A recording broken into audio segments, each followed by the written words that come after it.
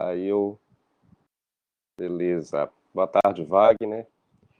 Bom, então, vamos lá, né, gente? Só um aviso para vocês. Ah, sim, eu já procedi, perdão, eu procedi a colocação da frequência de vocês de ontem, que realmente alguns alunos tiveram um problema de acesso. Aí o representante, o Lucivaldo, né, falou comigo, aí eu já computei as frequências de vocês, tá? Fiquem despreocupados, que lá já está tudo ok. Pois bem, meus amigos, então vamos lá. À medida que os colegas já estão chegando, né? Muita gente, boa tarde para quem está chegando. Eu falei ontem, vamos fazer um feedback, né? Boa Eu tarde, professor. terminei um. Oi, Lucas, boa tarde, seja bem-vindo. Eu falei ontem, eu terminei, salvo me engano, na regra da capacidade dos embriões e do nascituro. Eu estou olhando aqui o roteiro que eu salvei no telefone, e aí eu estou só acompanhando aqui. Bom, gente, é o seguinte, não vão esquecer do detalhe que eu falei, isso é aí mesmo, né? Só para recapitular, eu tenho hoje um aluno me mandou um e-mail, mas não é da Fibra, é da outra instituição. Ele ficou assim com uma certa dúvida, boa tarde, Saulo. Ele ficou com uma certa dúvida com relação aos embriões. Aí eu expliquei para ele, conforme eu expliquei também ontem para vocês, e disse que os embriões, existem duas diferenças, né? Aqueles embriões que, obviamente, produzidos no laboratório, oriundos da técnica de fertilização in vitro, né? Todo aquele procedimento administrativo, médico, podemos dizer assim, eles não têm ainda a capacidade sucessória, né? Como eu falei para vocês também, enquanto, né? Não forem introduzidos na vida intrauterina. Eu expliquei isso para vocês e expliquei também para ele e para os demais outros colegas, né? E aí, é claro, né, que a partir do momento que a capacidade sucessória ela é deferida, ela só vai ser deferida quando esse embrião estiver na vida intrauterina, né? E obviamente ali já existe uma proteção garantida pela norma. E a partir do momento que esse embrião se desenvolver, passar por um estágio, no caso agora o estágio do feto, né? Que agora é o nascituro. E a partir do momento que ele nascer com vida, aí a gente sacramenta, confirma o que, gente? A personalidade material e a capacidade sucessória material.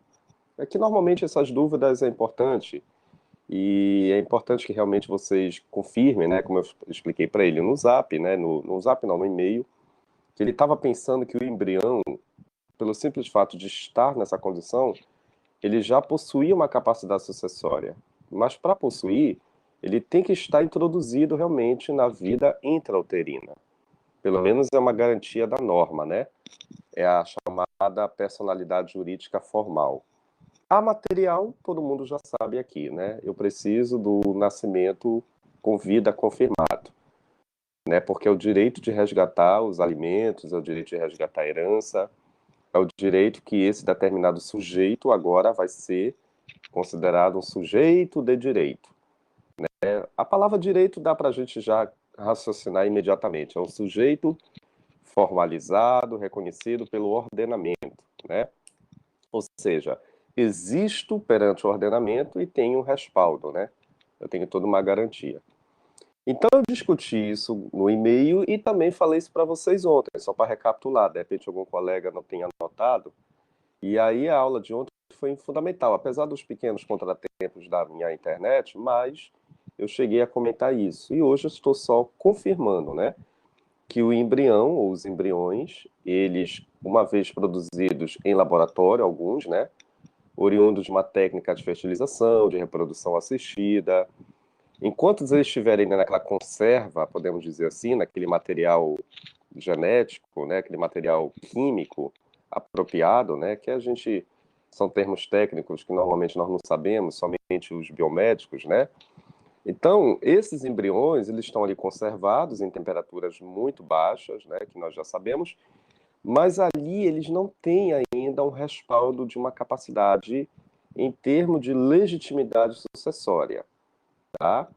Eles precisarão ser introduzidos, inseminados, podemos dizer assim, na vida intrauterina da mulher, para que assim, a partir do momento que ele já for introduzido, né, ele vai se desenvolver com o tempo e posteriormente vai nascer esse sujeito, né? A partir do momento que ele é introduzido na vida intrauterina, ele já tem uma personalidade formal, reconhecida por lei. E a material precisa do nascimento dele com vida. Então a gente discutiu isso ontem, né? Eu falei isso para vocês. E salvo me engano, olhando aqui o meu material também, eu comentei aquela regra, né, do parágrafo terceiro que vocês também anotaram, do artigo 1800, que é importante, esse parágrafo terceiro, que a partir do momento que for confirmado esse nascimento com vida, será deferida a sucessão. Nós confirmamos isso, né? Ou seja, os direitos garantidos ao sujeito de direito, né? Aquele determinado indivíduo. Então, a herança é confirmada imediatamente com esse evento nascimento com vida. Aí eu pedi para vocês anotarem esse parágrafo terceiro do artigo 1800, que é a chamada o quê? Personalidade jurídica material, né? Em sede, principalmente daquele sujeito que estivera inicialmente como nascituro e depois nasceu propriamente dito, né? E eu falei para vocês que isso é muito comum também, às vezes, acontecer em testamento. Eu acho que eu comentei com vocês ontem, né? Que é possível, acho que você tem até o exemplo da Ana Clara, estou me recordando, que a filha dela, ela ainda não nasceu com vida, mas a Ana Clara, ela pode, entre outras pessoas, pode querer firmar um testamento e querer deixar a sua herança para aquele que está por vir, né? Aquele determinado nascituro. É óbvio que eu expliquei ontem, confirmo hoje, que a pessoa está torcendo para que, uma vez lido esse testamento, uma vez aberto esse testamento, a criança pelo menos tem que nascer com vida, né? Porque aí a herança vai ser confirmada para ela. Agora vocês também devem estar recordados que eu também falei o outro lado da situação, né? A situação do natimorto. Salvo me engano, acho que nós paramos a aula aí, né? Porque há casos em que a criança nasce, infelizmente, já morta. Então, se for por via testamento, se eu tivesse feito um testamento, que eu usei o exemplo da Ana Clara, né? Se ela fez um testamento para contemplar sua filha, mas infelizmente ela faleceu, essa criança no parto. Então, aquele testamento não vai ter mais nenhuma validez, né, gente? É como se a criança nunca tivesse existido, obviamente, tá? Isso para a lei, para o Código Civil, é muito clássico essa interpretação. É como se a criança nunca tivesse realmente existido, pelo simples fato dali ter sido confirmado a situação do nascimento. E aí eu expliquei para os senhores e para as senhoras que aquela herança, ou aquele legado, em sede de testamento, vai ser o quê? Deve ser revertido, né? Deve estar direcionado para os herdeiros da senhora Ana Clara, no caso daquele exemplo de ontem, né? Quem vai herdar são os herdeiros legítimos da senhora Ana Clara, tá? Aí eu comentei com vocês aquela regra da substituição, né? Se de repente a Ana Clara em vida tivesse criado, mencionado uma cláusula de substituição, de repente com a seguinte redação, né? Caso a minha filha venha falecer, se ela não conseguir nascer com vida, que aquela herança ou aquele legado reverta para, por exemplo, o professor Ari, para a Daniele, para a Lourdes, seja lá para quem for. Então, a preocupação da Ana Clara ali foi ter feito em vida uma cláusula de substituição, tá? Substituição testamentária, que nós vamos estudar isso lá na frente, mas eu já estou adiantando aqui que é possível, né, a gente ter essa preocupação de substituir os legitimados, os contemplados, os herdeiros, tá? Mas quem tem que fazer isso é o testador em vida. Caso, de repente, a filha, né, da Ana Clara, no caso ali daquele exemplo, viesse a nascer morta, né, natimorta, ou natimorto, melhor dizendo, e aí aquela herança deve contemplar um outro sujeito, que foi indicado pela Ana Clara em vida, em uma cláusula de substituição, tá? Mas se a Ana Clara nada fez disso, se ela não fez nenhuma cláusula de substituição, se a filha dela infelizmente nasceu morta, aquela herança deve reverter para quem, gente? Volta para a regra da legítima, né, que eu falei ontem, volta para aquela regra da ordem da vocação hereditária, lá do 1829, vai contemplar outros herdeiros que estão numa ordem de preferência, tá? Por isso que normalmente tem muita briga, muita discussão, às vezes, em herança, em testamentos, porque não fica, muitas das vezes, claro a intenção do testador. E aí tem que levar para uma interpretação, tem que observar umas disposições testamentárias, o juiz vai ter que interpretar, o Ministério Público vai ter que se manifestar. Por isso que é demorado os processos sucessórios, porque já em vida, muitas das vezes faltou um auxílio até de um profissional, de uma pessoa que orientasse melhor o testador. Eu acredito, gente, modéstia à parte, uma opinião própria, tá? Ninguém é obrigado a concordar comigo. Mas eu entendo que o testamento público, que vocês vão estudar comigo lá na frente, eu vejo ainda como uma forma mais apropriada, mais segura de você ter à sua disposição. O testamento público, para quem ainda não sabe, não se preocupe,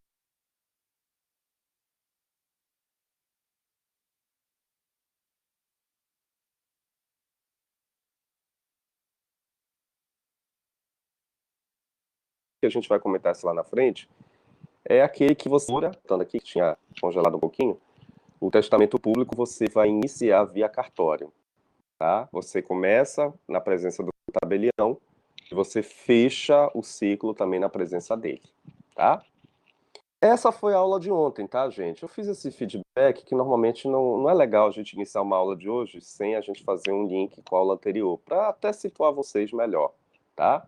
Mas a gente não pode parar no tempo, a gente tem que continuar, tá? E hoje eu queria comentar com vocês, confirme aí, por favor, vocês que estão com o roteiro. Eu queria falar hoje da capacidade dos não concebidos, né, gente? Confere aí com vocês, com o material, tá? Eu queria dar continuidade aqui da regra da capacidade para os não concebidos, né? É isso, né? É porque o material da outra turma, da outra IES, estava trocado. E aí eu quero só confirmar aqui com a fibra. Isso, né, Maria? Obrigado. Olha, aqui é o seguinte, gente, é matéria nova agora, né? Os não concebidos, por incrível que pareça, quem são ou quem é esse sujeito? Coloco entre aspas, tá? Na verdade verdadeira, o não concebido é o camarada que ainda nem sequer foi concebido. Pela etimologia já está dizendo, né? É a pessoa que nem sequer existe. Incrível que pareça, gente, a regra geral, você teoricamente não deve contemplar herança para quem ainda nem sequer existe na sua condição de concebido, na sua condição de nascituro. Então vamos imaginar, por exemplo, pegando novamente a Ana Clara como exemplo, tá?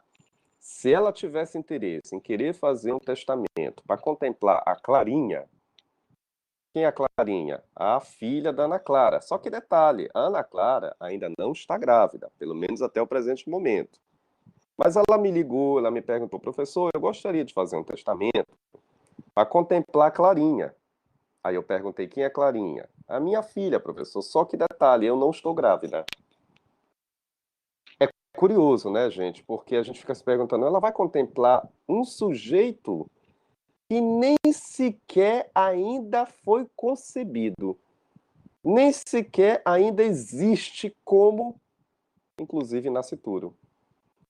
Aí vocês devem estar se perguntando, professor, é possível alguém deixar uma herança, um legado para alguém que nem sequer está nessa fase, nesse estágio de concebido? Isso é uma pergunta, né? A resposta, gente, conforme eu já havia mencionado, regra geral, para legítima, isto não é possível. Obviamente que até uma criança de 1 ano, superdotada, vai te responder. É óbvio, a pessoa não existe, né? Para eu te deixar uma herança, para eu te contemplar com um legado, uma herança, eu preciso ver essa pessoa, né? Essa pessoa tem que realmente ter uma existência, quer seja já nascida, quer seja já concebida no estágio do nascituro, conforme a redação do artigo 2º, tá? Porém, isso eu estou falando o quê, gente? Da regra da legítima. Mas, que é MAS, não é MAZ, tá? Mas, como toda regra tem uma exceção, e a gente, quando fala em exceção, a gente já lembra põe a cachola aqui para funcionar. A gente já lembra do testamento. O testamento ele já foge, ele já vem pela contramão. E o testamento ele é muito clássico. Inclusive, eu ajudei Vossas Excelências e coloquei, agora eu vou colar, né? Eu coloquei aqui no nosso material a redação do artigo 1799, não é isso que está escrito aí? O 1799, inciso 1º, tá? Esta redação do artigo 1799, inciso 1º, é uma redação direta ao assunto ao nos asseverar que o testador já pode, de repente, firmar um testamento mencionando um sujeito que nem sequer ainda esteja concebido. Aí alguém está se perguntando, sim, professor, mas se um dia esse testamento for aberto, tem uma situação aí importante que vocês não devem esquecer. Um dia, quando esse testamento for aberto, pelo menos o juiz, ele quer que esteja presente nessa audiência, tomando a Ana Clara como exemplo, né? Pelo menos ela tem que estar presente na audiência, tá? Aquele sujeito mencionado, indicado pelo testador. Vamos imaginar que eu seja o testador, tá? Eu contemplei o meu testamento para Ana Clara, melhor dizendo, para Clarinha, né? A Clarinha é uma filha que, obviamente, ainda não existe. A Ana Clara não está grávida ainda. Mas eu já quis deixar um legado, uma herança para a filha da Ana Clara, a futura, né? A futura herdeira. Só que detalhe, como já havia falado para os senhores, eu estou contemplando uma herança para um não concebido, para um sujeito que nem sequer ainda, pelo menos até o presente momento, está fazendo parte do estágio, do conceito, do planejamento familiar da Ana Clara.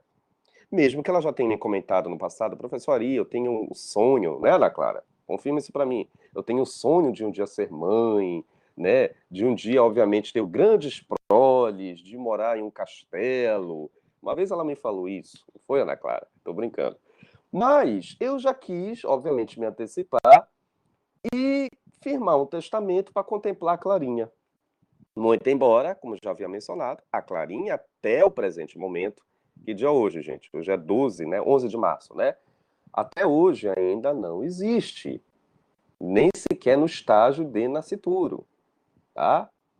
Porém, eu posso fazer isso em testamento? É a única saída que eu tenho, tá? Se for para a regra da legítima da Ana Clara, obviamente que a resposta é óbvia. Esse sujeito nem sequer existe, tá? Agora, em testamento, existe uma possibilidade. A redação desse artigo, o 1799, inciso 1º, te dá essa oportunidade. Mas tem, como toda regra, tem uma observação aí. Se um dia esse testamento for aberto, deixado pelo professor Ari, que indicou a Clarinha, obviamente filha da Ana Clara, da senhora Ana Clara, a gente está torcendo para que, pelo menos em audiência, tem que comparecer a mãe, né? Aí o juiz vai querer saber, a senhora realmente se encontra atualmente no estágio de gravidez? Porque nós temos um prazo, senhora Ana Clara, pelo menos para que confirme a concepção, tá, gente? Então, teoricamente, é preciso que esse prazo seja ratificado, porque se expirar esse prazo e se não for confirmada essa concepção, a contar justamente da data da abertura do testamento, aquele legado havia contemplado para clarear, né? Por entre as o nome que é triste, mas já ia passar esse quebrado, se de repente nem sequer for convidada a Ana Clara não conseguir engravidar. Aí, gente, leu a câmera, tá? Mas eu estou falando. Então, se a Ana Clara, nesse intervalo, não conseguir nem engravidar, tá? Após, obviamente, expirar o prazo de 2 anos, resumo da ópera, aquele legado, aquela herança que eu deveria contemplar para a filha, indubitavelmente vai ter que retomar novamente para mim. Ou seja, para os herdeiros legítimos do testador. tá? Eu queria aproveitar a oportunidade e ler com vocês, por favor, quem está com o computador, óbvio que vocês estão, né? Com o telefone também ligado. E leiam, vamos ler junto aqui, gente, o inciso primeiro do artigo 1799, que ele é muito importante, que é para uma situação de não concebidos. Eu posso deixar uma herança em testamento para os não concebidos, utilizando o testamento como veículo, tá? Para aqueles sujeitos que nem sequer estão na fase de concebidos, né, de nascitura. Leiamos juntos aqui, por favor, todo mundo aí com seu computador ligado, claro, né? Abra uma janelinha aí, bora pegar o Código Civil, por favor. Inciso primeiro, mas vamos ver o caput, tá? Olha o que está dizendo 1799. Na sucessão testamentária, não é isso? Podem ainda ser chamados a suceder. Inciso primeiro, olha isso, inciso primeiro. Os filhos ainda não concebidos, ou seja, ainda não fecundados, ainda não existentes, tá?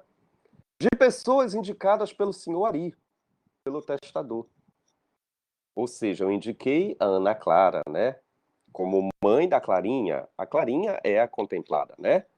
Desde que vivas estas pessoas indicadas, ao abrir a sucessão. Ou seja, está tendo aí uma figura de linguagem, né? Porque está dizendo o seguinte: desde que vivas estas. Estas quem, gente? As pessoas indicadas pelo testador, no momento de se abrir a sucessão. Uma vez teve um aluno que me perguntou: ah, tem que estar presente a Clarinha? Não, gente, não é a Clarinha. Pelo menos tem que estar presente a mãe, tá? Porque, na verdade, a redação do testamento, eu vou mencionar a genitora e a contemplada, tá? A genitora indicada e a contemplada beneficiária, tá? É isso, porque não se preocupe que isso vai estar no estudo do testamento, mas eu estou adiantando aqui. Existe a pessoa contemplada e existe a pessoa indicada, tá? Contemplada beneficiária, tá, gente? Contemplada beneficiária, indicada, tá? É outra redação, com base justamente na vontade do testador. Então, no dia da audiência, o magistrado ele vai ter que pelo menos verificar a presença da mãe indicada. Não há necessidade de a priori estar formalizada a Clarinha já ali constatando que é a beneficiária, tá? Perguntas. A genitora tem que estar grávida na abertura? Eu gostaria que fosse assim também, ouviu, Maria Eduarda? Na verdade, é o sonho de todos nós, é o nosso interesse. Só que aqui, muitas das vezes, nem sempre isso pode acontecer. Ouviu, Maria Eduarda?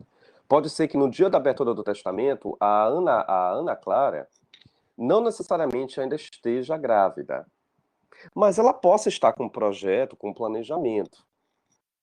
Uma coisa é certa, Maria Eduarda e companhia, da data da abertura do testamento, da sucessão, até o presente momento da leitura do testamento, eu vou até melhorar a minha fala aqui.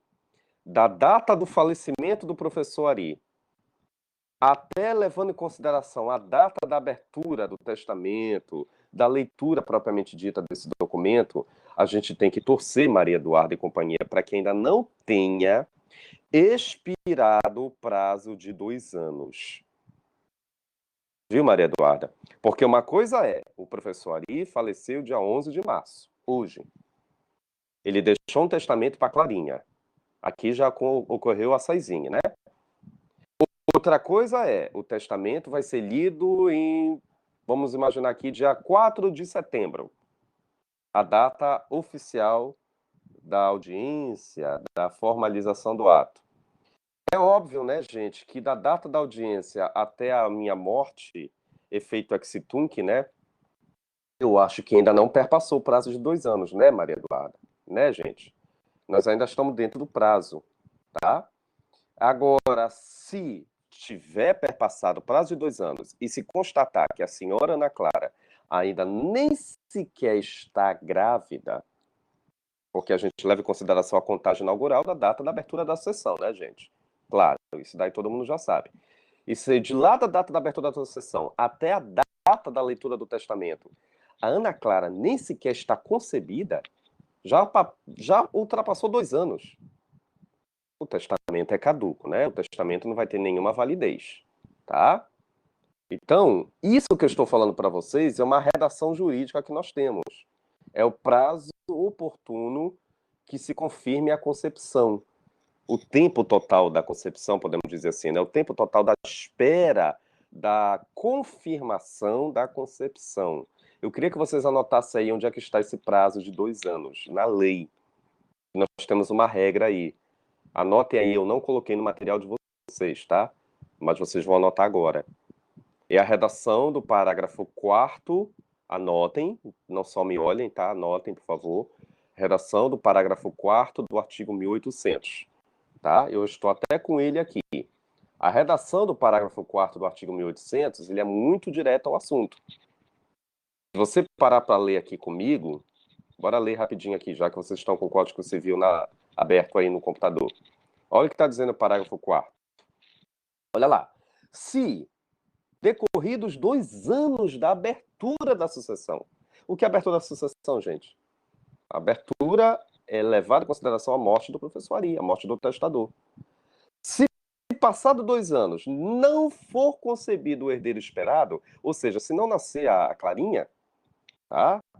Os bens reservados, aqueles bens que o professor Ari deixou em testamento, salvo disposição clara e contrária do testador, vão caber a quem, gente? Vai voltar para os herdeiros legítimos. Os herdeiros legítimos meus. Não são os herdeiros legítimos da dona Ana Clara, não. Ah, mas eu sou a mãe da Clarinha. Tudo é meu. Não, peraí, senhora. O juiz vai dizer para a dona Ana Clara, ela pode espernegar, ela vai se rolar no chão, ela vai dizer, mas como? A filha é minha. Tudo bem, eu não consegui engravidar, passou 2 anos, eu tive problemas particulares, eu não deu tempo de ter um planejamento de gravidez, mas eu entendo que o legado que o professor Ari, aqueles anéis de ouro que o professor Ari deixou, é meu. Isso aí é a Ana Clara falando para o juiz, né? Aí o juiz vai dizer para a dona Ana Clara, o professor Ari não deixou nenhuma cláusula de substituição. Deveria ter sido seu, se ele tivesse deixado, mas ele não deixou nada para a senhora. Portanto, vamos cumprir a redação do parágrafo 4º. Os bens retornam para os herdeiros legítimos do professor Ari, do testador. Certo? Vamos uma pergunta aqui. Rodrigo,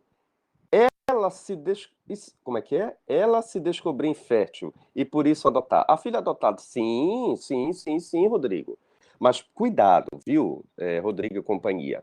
Aqui é uma situação que eu estou levando em consideração regra geral da consanguinidade. Agora, óbvio, né, gente? Se já tiver sacramentado a adoção, porque você estudou comigo no semestre passado, que uma vez adotado, reconhecido como legítimo. Isso aí você já sabe, né? Mas aqui é uma situação que eu estou considerando o lado biológico, tá, Rodrigo? Mas eu posso também contemplar a Clarinha adotada. Agora esse termo não é mais utilizado, né? Porque adotada é sinônimo de legítima. Eu também posso contemplar. Qual é o problema? De contemplar alguém que perpassou por uma adoção, que teve uma sacramentação de uma adoção definida, confirmada. Não tem problema nenhum, tá, Rodrigo? E os demais. Porque uma vez adotado, você passou a ser reconhecido como legítimo, filho dos mesmos direitos. Então, se o Arizinho foi adotado por mim, o outro filho que eu tenho legítimo, biológico, tem os mesmos direitos comparados ao Arizinho, que passou a ser adotado, mas que agora é também legítimo. Eu achei tão interessante essa tua pergunta, Rodrigo, porque nós discutimos ela no semestre passado. Eu não sei se vocês recordam aquele artigo da Constituição, né? Que os filhos, uma vez adotados, gozam dos mesmos direitos comparados aos legítimos. E dentro desses direitos, gente, está aqui agora o exemplo da herança. Está aqui o exemplo do testamento, tá? Eu achei até legal essa pergunta do colega, que ele trouxe a adoção, tá? Só para recapitular o que nós discutimos também no semestre anterior, tá? Valeu, Rodrigo. Então, gente, ficou claro, Maria Eduarda? Deu para entender? Então, a criança, ela não existe ainda, mas a mãe, ela tem que pelo menos se fazer presente na audiência, porque eu indiquei em testamento, uma coisa é pessoas indicadas, outra coisa é pessoas contempladas, tá? A mamãe, a chamada Dona Ana Clara, é a pessoa indicada, mencionada. Porém, o contemplado beneficiário, o verdadeiro herdeiro, é a suposta Clarinha, entre aspas, que é o não concebido. O problema, gente, que vocês nunca devem esquecer, por favor, não esqueçam, da data da abertura sucessória até a formalização da leitura do testamento, do seu reconhecimento, a gente tem que todo mundo fazer figa para que não tenha passado 2 anos, tá, gente? Se o juiz entender, naquela audiência que vai ser reconhecido o testamento, vai ser lido o testamento, e de lá até a abertura sucessória já ultrapassou 2 anos, é óbvio que o juiz vai dizer o seguinte: olha, senhora Ana Clara, já passou 2 anos, levando em consideração a abertura da sucessão. E me parece que a senhora está juntando aos autos, aliás, a senhora não juntou aos autos nenhum documento que comprove seu estágio de gravidez, que a senhora não teve acompanhamento clínico, de nenhuma clínica, e de uma técnica de reprodução. Infelizmente, não correu a concepção. Então, o testamento deixado pelo doutor Ari, que era para ser da suposta Clarinha, mas só que não houve a concepção, essa herança vai ter que ser revertida. Aí a Ana Clara, é para mim, né, excelência? Não, a senhora não. Ah, mas não é para mim, eu sou... Não, só se o senhor Ari tivesse deixado uma cláusula de substituição. Já que ele não fez, vai voltar para os herdeiros dele, do testador. Ah, o senhor está mentindo. A Ana Clara quer discutir com o juiz. O senhor... Não, não estou mentindo. É a redação do parágrafo 4º do artigo 1800. Lá está bem clássica a redação, tá? Então é por isso, gente, vocês que vão logo logo militar, se Deus quiser, vão estar atuando no civil, espere que venha para minha sardinha da família, tá? Hashtag família sempre. Mas oriente os clientes de vocês quando for fazer um testamento. É importante verificar se é da intenção ou não do testador querer firmar alguma cláusula de substituição, tá? Para que não haja esses inconvenientes, porque se não existir, voltamos para a regra da legítima, a regra geral, tá?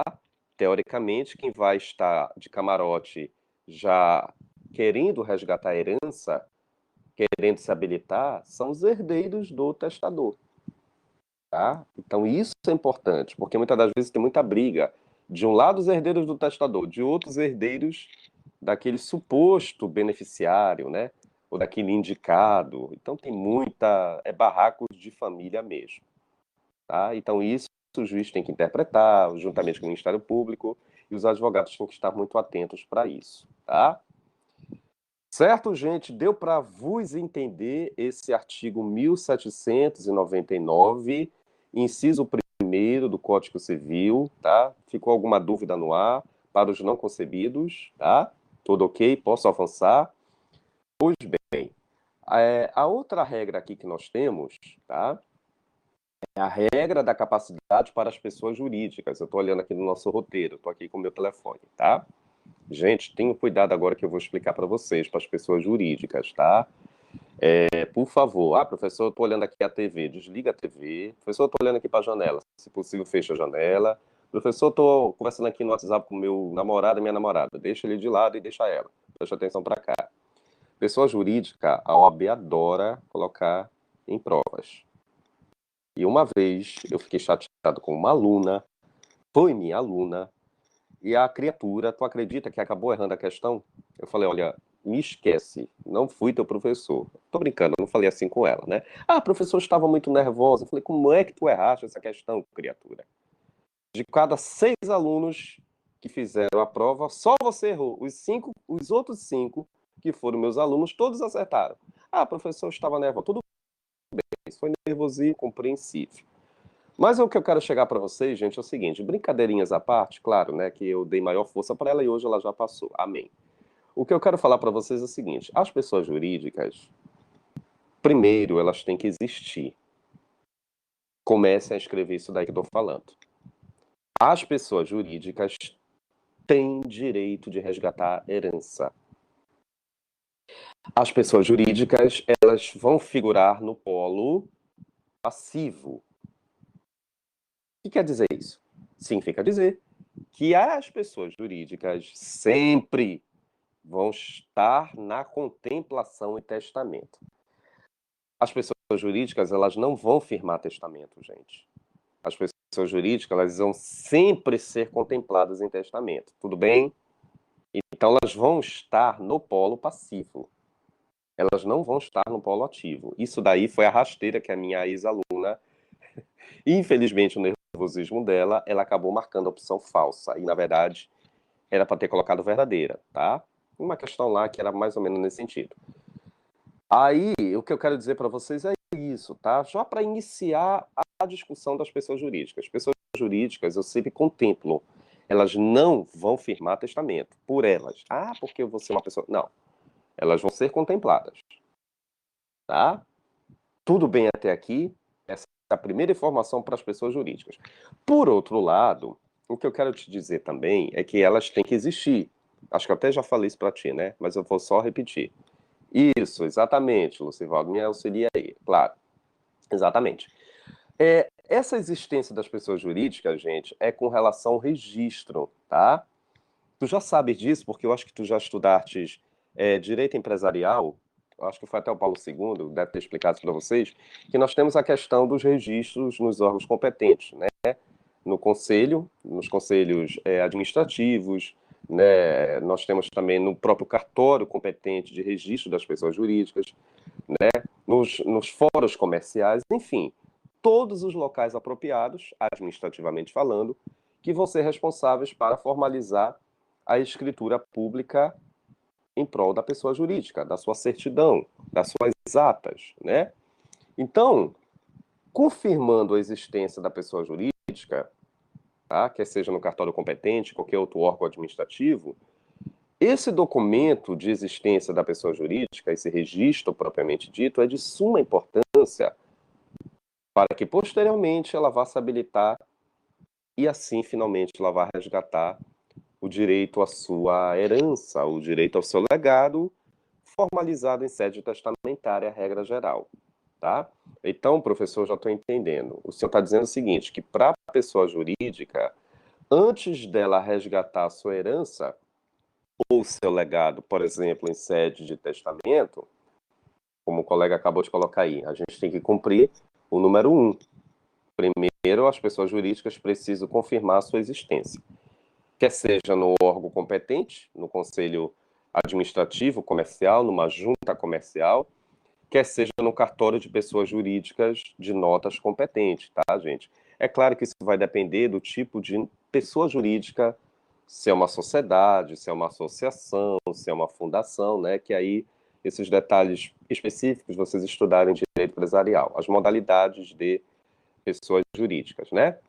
Então, é isso que eu quero que já imediato vocês não esqueçam, essas duas importantíssimas informações. Eu posso contemplar a pessoa jurídica somente no polo passivo, se tratando de testamento, tá? Principalmente as chamadas pessoas jurídicas de direito privado.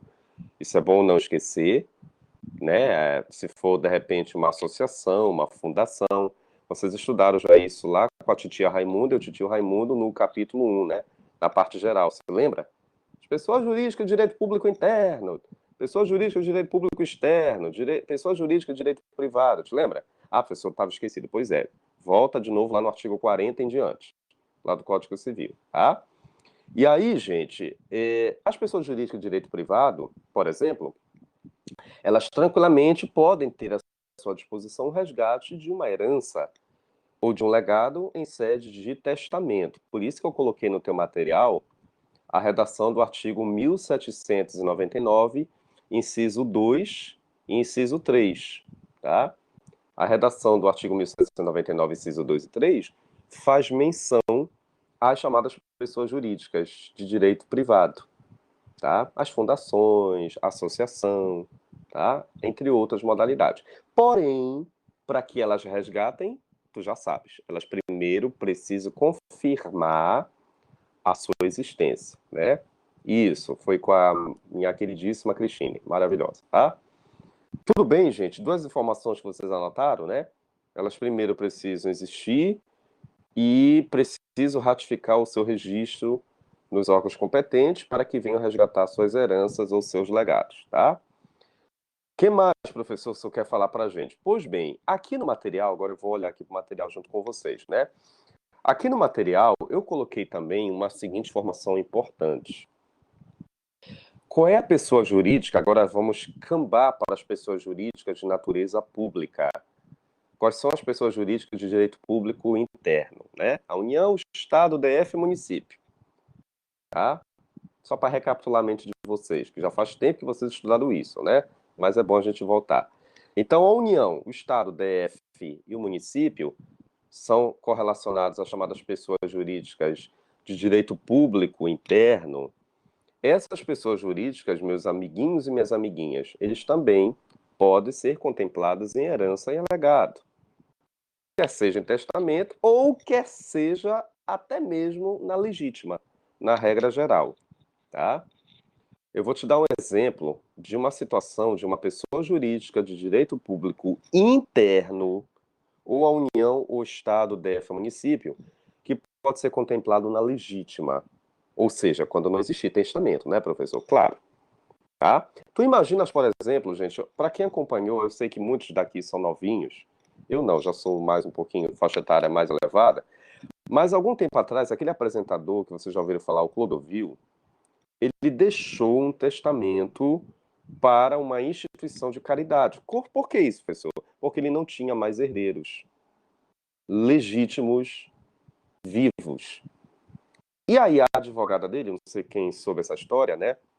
A advogada dele, a doutora Eugênia, ela foi muito bem didática nesse aspecto. Olha, eu sugiro que o senhor em vida faça um testamento e contemple, de repente, uma fundação, uma pessoa jurídica de direito privado, uma associação, por exemplo.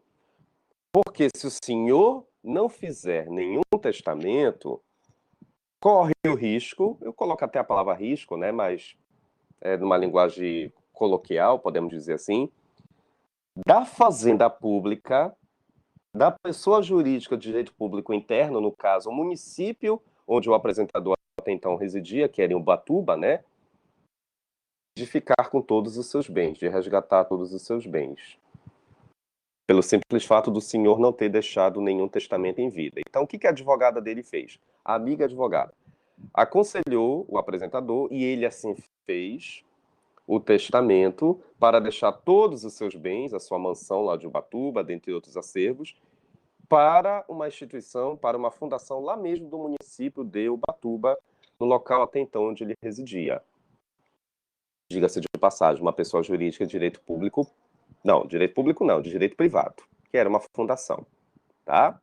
Aí eu te pergunto, se ele não tivesse feito o testamento, gente, você já sabe a resposta. Quem iria resgatar os acervos dele seria o município, tá? Então, onde eu quero chegar? É a redação do artigo 1844. O exemplo do apresentador, eu estou encaixando na redação do artigo 1844, que está aí no teu material.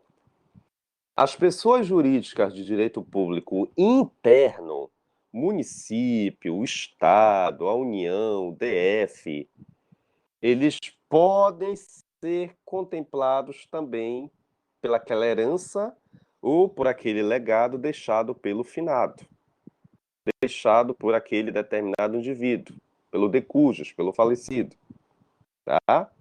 Mas para que esses entes públicos, meu povo, minha pova, possam se apropriar desses acervos, não é de uma hora para outra. Primeiro, nós temos que cumprir com prazos, teoricamente, o prazo de 5 anos. Não se preocupe que eu vou explicar isso lá na frente, mas já estou adiantando, né? Estamos falando de pessoa jurídica. Então, professor, quer dizer que não é de uma hora para outra que o município ia pegar os bens do Clodovil? Não. Tinha que esperar primeiro finalizar um tempo, né? Tempo de legitimação, tempo de habilitação em prol da fazenda pública. E no caso especificamente aí desse exemplo, seria o município, onde o apresentador até então morava, tá? Agora, se ninguém aparecer durante esses 5 anos, óbvio, né, gente, que o município ele está de stand-by, né, ele está de camarote. Ele daqui a pouco resgata esses acervos, tá? Daí a preocupação de algumas pessoas, muitas das vezes, que não têm mais parentes legítimos, optarem pela opção testamento. É para você justamente garantir que teus bens vão ser revertidos para qualquer outro ente, de repente para qualquer outra pessoa jurídica, até mesmo de direito privado, tá? Eu não quero que o Estado, o poder público, vá resgatar meus bens, que eu dei o meu suor em vida, que eu fiz todo o procedimento, que eu gastei o meu esforço para deixar para o Estado. Aí vai da sua análise, né? Se realmente é satisfatório ou não o estado que atualmente nós estamos vivendo, né?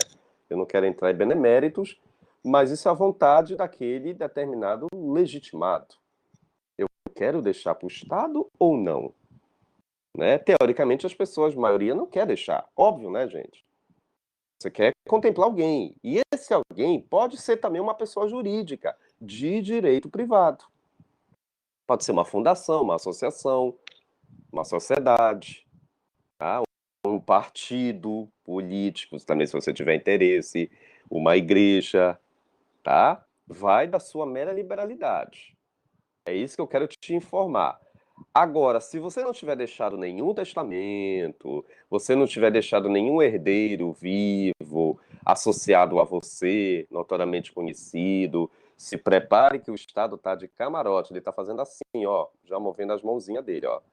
E mais tarde, daqui a pouco, ele faz assim, ó, eu vou arrecadar. Vai ser para mim esses bens, depois desse lapso de tempo, tá?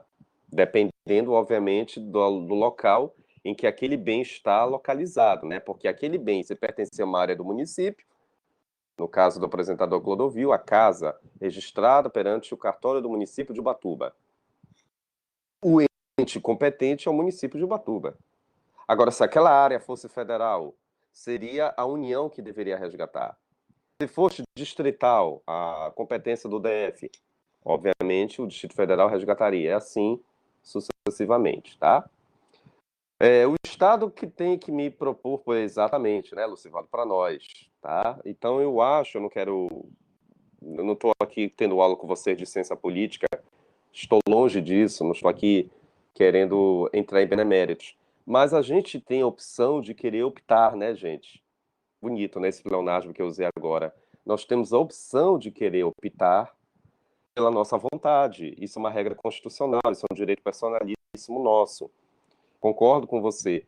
Acho eu que nós temos que fazer uma análise. Será que atualmente nós queremos contemplar um Estado ou nós queremos não contemplá-lo? Isso é uma análise particular de cada um de nós, cada um decide. Nós somos seres humanos, somos sujeitos de direito e a gente faz a nossa autocrítica, né? O que eu quero chegar agora aqui na minha aula novamente, não estou falando de ciência política, por favor, não me interpretem isso, voltando aqui para a nossa aula, é que a redação do artigo 1844 é muito direta ao assunto. A pessoa jurídica desta redação desse artigo 1844 são as pessoas jurídicas de direito público interno. Elas poderão ser contempladas, já dizia o finado Chaves, né? Sem querer, querendo, essas pessoas jurídicas elas podem ser chamadas depois de 5 anos. Se de repente ninguém. Isabela, é o 1844. Eu quero até ler com vocês, tá, gente? O 1844, tá? Se ninguém se habilitar, o Estado, a Fazenda Pública, vai resgatar, tá? Alegria para a Fazenda Pública, né? A pessoa jurídica de direito público interno é quem vai resgatar. Isso, tá? Eu queria aproveitar um momento, eu queria pedir licença, mas eu queria ler com vocês esse artigo, o 1844, se vocês me permitirem, porque foi esse artigo também que caiu na OAB, e essa minha queridíssima aluna, ex-aluna, ela também infelizmente errou, mas os outros 5 acertaram, tá? É o nervosismo, eu entendo, e eu convido vocês para nunca esquecer esse artigo, tá, gente? Ah, professor, só que está querendo que a gente grave? Não, eu não quero que vocês gravem artigo nenhum. Eu quero que vocês entendam a essência dos artigos. É uma dica que eu dou para os alunos, para todos vocês. Nunca gravem artigo, tá, gente? Entendam a essência do que ele está querendo dizer para você, tá? Busquem a interpretação dele, que é importante, tá bom? Olha a redação. É... Não, não faz isso. Tu vai acertar, Lucivaldo, com certeza. É 1844. Mas a OAB, Lucivaldo e companhia, eles gostam de vez em quando colocar esse artigo 1844, porque ele é muito clássico para pessoas jurídicas em sede de herança. Olha o que está dizendo aqui, gente. Não sobrevivendo, não é isso? Não sobrevivendo cônjuge ou companheiro, nem parente algum sucessível. Está na ordem da sucessão, 1829, né? Ou tendo todos eles renunciado à sua herança, que a galera também, isso lá na frente nós vamos comentar no próximo capítulo, a chamada renúncia à herança. Eu não vou falar isso hoje, porque isso também é uma longa história. E aí, gente, se todo mundo renunciar, se ninguém existir, quem é que vai estar de camarote para resgatar a herança? Já dizia o ditado popular, tchan, tchan, tchan, tchan. Quem é que vai resgatar? Esta, que é a herança, isso, será devolvida ao município ou ao DF, se localizado nas suas circunscrições. Gente, circunscrição você já sabe o que é, nos seus registros. Teve uma aluna, o que é circunscrição? Minha filha, você estudou isso no primeiro ano. É registro, tá? Mas tudo bem, até entendo vocês que é muita matéria na cabeça, né, gente? Vamos lá. Então, circunscrição é registro, tá? Ou a União quando situado no território federal. Então, não esqueçam, traduzindo, eu estou brincando com a minha queridíssima aluna, porque é muita informação, a gente entende, tá? Porque muitas das vezes você esquece mesmo. Circunscrição é o local específico, né? É o local do registro do imóvel. Na verdade, vocês estudaram isso em direitos reais, no estudo do registro de imóveis. Vocês estudaram a diferença de cartório de registro, cartório de notas, né? E ali o professor, ou a professora deve ter mencionado a palavra circunscrição, que é o local, o território, né? É o local apropriado em que está precisado aquela matrícula, aquele registro, tá? Então o artigo ele foi muito feliz. Se, por exemplo, a casa do Lucivaldo está localizada, o registro, a matrícula oficial, em uma área que pertence ao município de Ananindeua, inevitavelmente, quem vai ter a legitimidade de resgatar futuramente essa herança, qual vai ser o ente público, gente? Qual é a fazenda pública aí competente? É o município de Ananindeua. Porque a gente está comprovando, considerando essa circunscrição, esse local específico, essa matrícula, essa área que pertence ao município. Quem vai te dar essa resposta? Isso está me cheirando cartório, né? É justamente isso. Aí eu também resido aqui em Ananindeua. Então, a Ananindeua é o ente público competente que vai, se for o caso, de repente, só tomando o exemplo aqui, de repente o Lucivaldo tiver uma casa, que realmente a Ananindeua como ele tem, mas se não tiver nem deixado nenhum herdeiro, só um exemplo, tá? É óbvio que se ele não tiver feito o testamento, depois de 5 anos, o município de Ananindeua ele vai resgatar a herança, né? Vai resgatar o domínio definitivo desse acervo, tá? O registro definitivo desse acervo, tá? Agora, professor, essa área pertence a uma área federal. Ah, então quem vai resgatar é a União. Você acabou de verificar aí, né, no artigo. Ah, não, professor, pertence ao Distrito Federal. Mesmo sentido. A área pertence ao DF, está sobre a sua circunscrição, o seu domínio, o seu território, podemos dizer assim. Obviamente que vai resgatar esse ente público competente. Tudo vai depender, indubitavelmente, daquele ente, daquele registro que pertence a essa determinada fazenda pública. Quem vai te dar essa informação é o cartório, tá, gente? Os cartorários são pagos para isso, tá? Para te oferecer essas informações, esses registros. A gente torce para que esses registros existam também, né, gente? E muitas das vezes você já viu, né? Muitas das vezes não existe, aí você vai ter que buscar outras fontes alternativas. Você vai começar logo pelo município, né? Pela Secretaria de Habitação, de Finanças e por aí afora, para buscar realmente o registro oficial daquele determinado acervo, tá? E por isso que normalmente demora os processos sucessórios, tá? Meu povo, minha pova, ficou claro se a redação do artigo 1844, gente? Deu para entender essa discussão das pessoas jurídicas?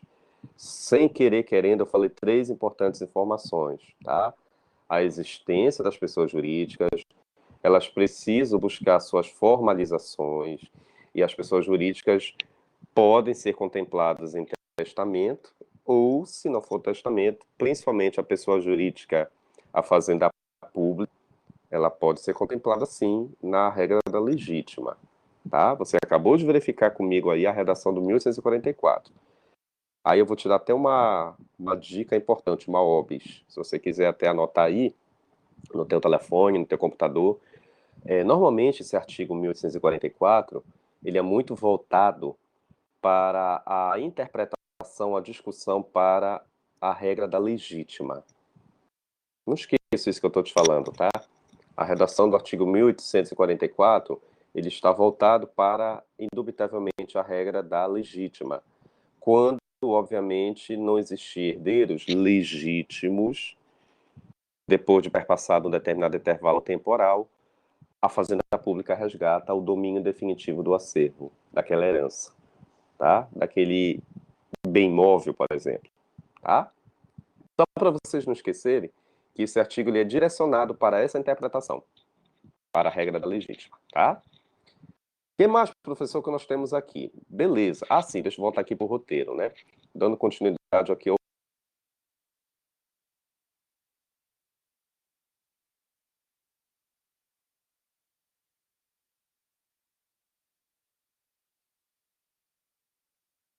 Travou pra mim ou só o professor?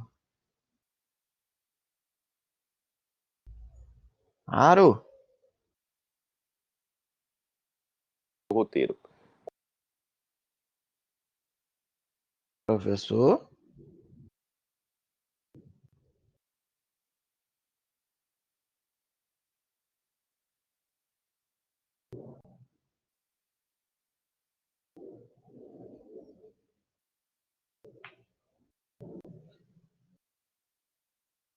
Fala, fala, rapaziada. Tudo certo, família?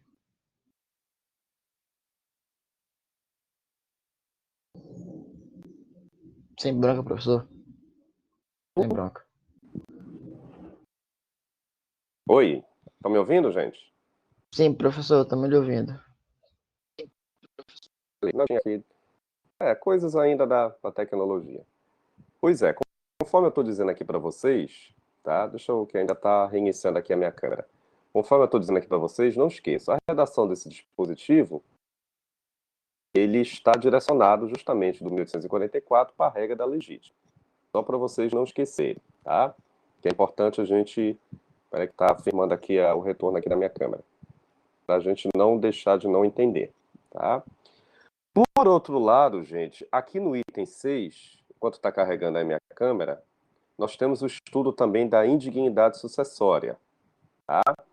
Eu queria já, por uma questão de tempo, mas pelo menos eu queria iniciar aqui com vocês o conceito da indignidade, tá? O conceito da indignidade sucessória, que no item número 6, espera que agora está entrando agora aqui a câmera. No item número 6, nós temos que observar aqui pelo menos essa abordagem conceitual. Aí no teu material está escrito conceito de indignidade. Pois bem, a indignidade... Aí, voltou a câmera. Olha, estou vendo até o colega ali, ó. O representante. Vocês estão vendo o Lucivaldo, gente? Eu estou vendo aqui o Lucivaldo. Tá só na manhã da aranha, né, Lucivaldo? Certo, Olha, professor. o Eles que conceito são da... tímidos. Pois é, você... Eu particularmente ainda não conheço, eu só conheço aqui, eu acho que eu só conheço você mesmo, Lucivaldo, agora, porque da outra turma era a Rosiane, que era da turma A. E aí, seja bem-vindo, meu querido. Os demais também, fiquem à vontade se quiserem colocar as câmeras. Gente, eu queria só comentar aqui com vocês a indignidade, né? O que que eu quero que vocês não esqueçam? Pelo menos da aula de hoje, tá? Para a gente fechar o conceito da indignidade. Agora nós vamos ver uma exceção à regra do direito propriamente dito, da regra do direito da saisinha, tá? Por quê?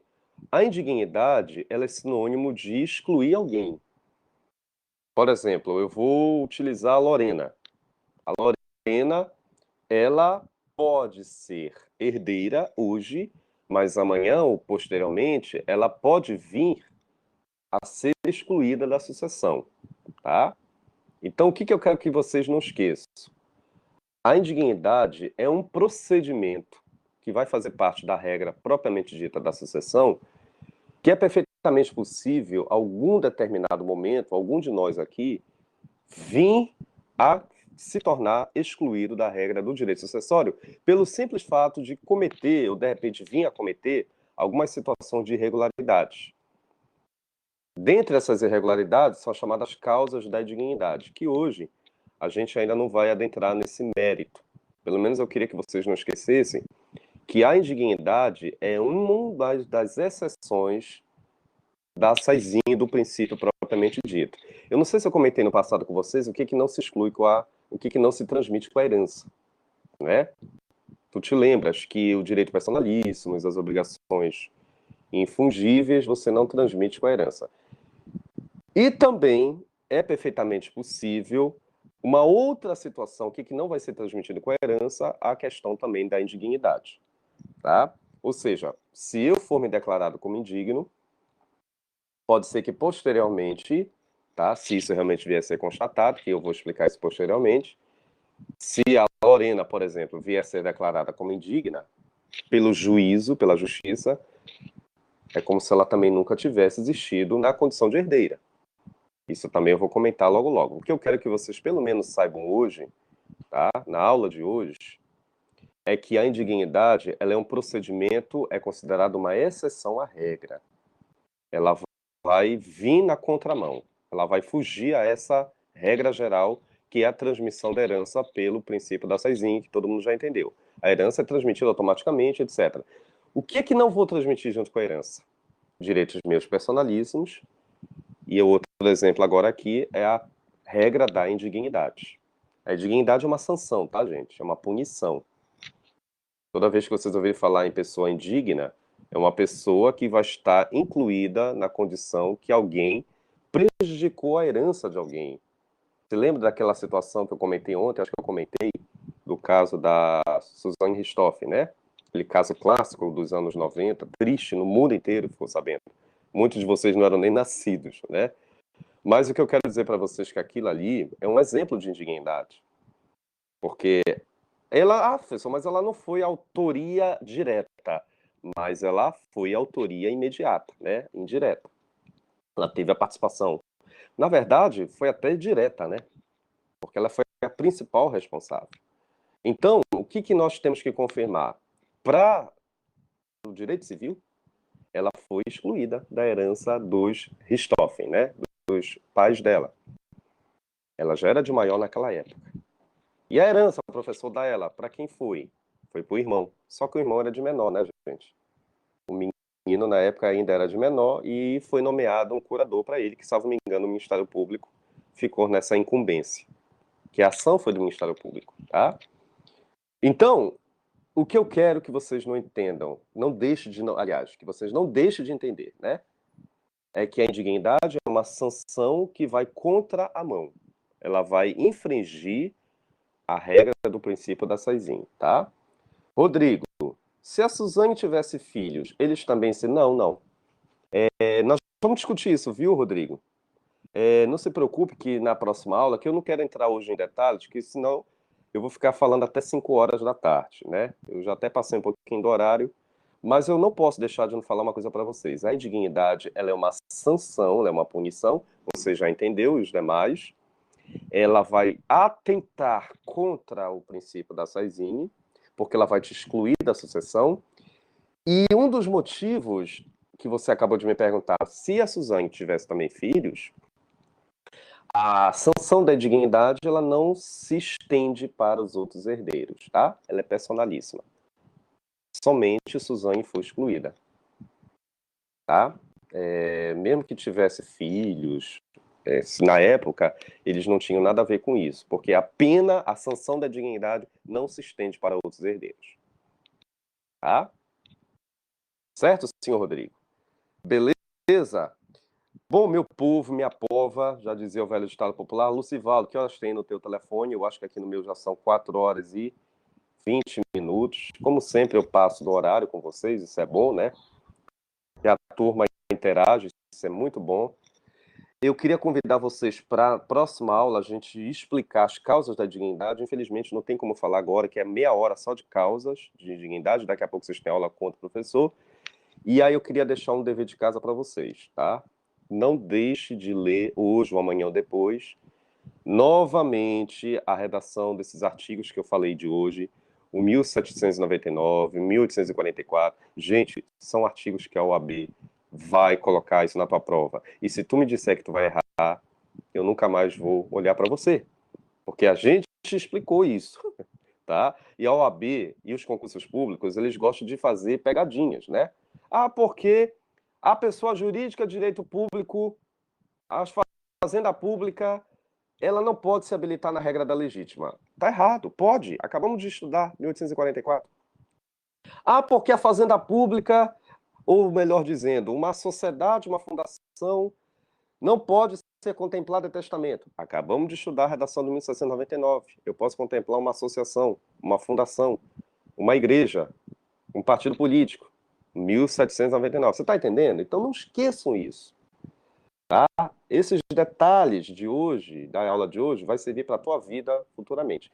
E na próxima aula eu quero comentar com vocês com mais detalhes a regra da indignidade, tá? A gente vai adentrar na indignidade e depois a gente vai chegar na deserdação, que uma coisa não tem nada a ver com a outra. Acabando esse capítulo, vocês vão fazer um estudo de caso, vai ser uma próxima atividade, com relação à indignidade e deserdação, tá?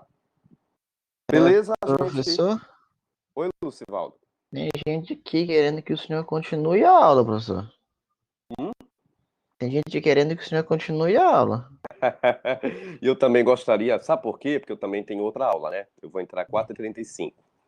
Eu tenho aqui na instituição X, eu não posso falar nome aqui, né? Correto, correto. Mas, gente, eu queria depois deixar. A gente pode fazer o seguinte, até porque eu tenho. Lucivaldo, eu até queria falar contigo. Eu tenho depois também 2 aulas para repor com vocês, né? Em virtude do que aconteceu, né? Particularmente com a minha família, etc., né? E eu tinha falado isso com a Ana Paula, e eu acho que ela passou isso para vocês. Eu vou repor isso logo, logo lá na frente. A gente pode fazer a reposição em atividade e também no estudo do inventário da partilha, que eu vou precisar também de esticar um pouquinho mais o horário. Aí eu posso conversar com o professor da aula subsequente para ele me ceder o horário dele, para a gente, de repente, ficar até... Agora eu quero que vocês preparem pipoca, preparem pizza, né, para a gente ficar um pouco até mais tarde, tá, gente? Porque a gente... Vai para aquele cafezinho. Cafezinho, que a gente fica aqui até... Que a nossa aula a gente faz da melhor forma de diálogo, né? A gente não precisa... Eu não quero aqui deixar sem ninguém... Eu não quero que ninguém fique com dúvida. Então, da forma mais simples, simplória possível, tá bom? Certo, meus amiguinhos? Na Oi, quinta-feira, o professor subsequente é o de penal. É o de penal. Ah, tá. Na quarta... Eu acho que é o Deluca, né? Eu acho que é o Deluca. É o Deluca. Isso, é. Aí na quarta é o de processo civil. Quem é o processo com vocês? É o Márcio, né? É o Márcio, isso. É o Márcio, tá. Eu posso falar... Os dois são amigos meus particulares, sem nenhum problema. Eu tenho certeza que... Isso. Normalmente, o professor Deluca, nada contra o Márcio, eu gosto demais do Márcio, até porque eu já trabalhei com ele. Mas o Deluca, ele é muito mais flexível, assim, né? O Deluca é um parceiro de muito tempo, assim, em termos de artigo jurídico, de trabalhos. Ele tem um artigo comigo publicado em livro. Eu posso, de repente, solicitar com ele uma aula extra, assim, que ele me ofereça a aula dele depois. Aí a gente estende mais, viu, gente? Correto. E aí, mas o professor Márcio também, ele é maravilhoso, ele... Tenho certeza que ele vai, depois, se for o caso, ele segue também. Ele cede a aula, tá bom? Perfeito, os dois professor. são maravilhosos, tá bom? Gente, eu tenho que ir. Vou pegar a vassoura, não sou, mas eu tenho que ir embora, tá? Mas eu vou deixar aqui para vocês o meu abraço. E não esqueçam de ler os artigos, tá, Lucivaldo? Você que é prestante, fala para essa galera aí no chat, no grupo do WhatsApp, para a gente estudar, tá bom? O que mais pega no pé deles é que eles não querem. Eu falo, eu aviso, eu vou atrás, mas não querem, professor, não querem. Verdade. Eu sei disso. Obrigado, meus amigos. Olha, amanhã, rapidinho, eu tô indo embora. Amanhã eu vou postar as aulas no YouTube, tá, gente? Eu vou salvar até sábado vai estar no sistema, tá bom? Perfeito. Um abraço, gente. Aula encerrada. E fique com Deus todo mundo.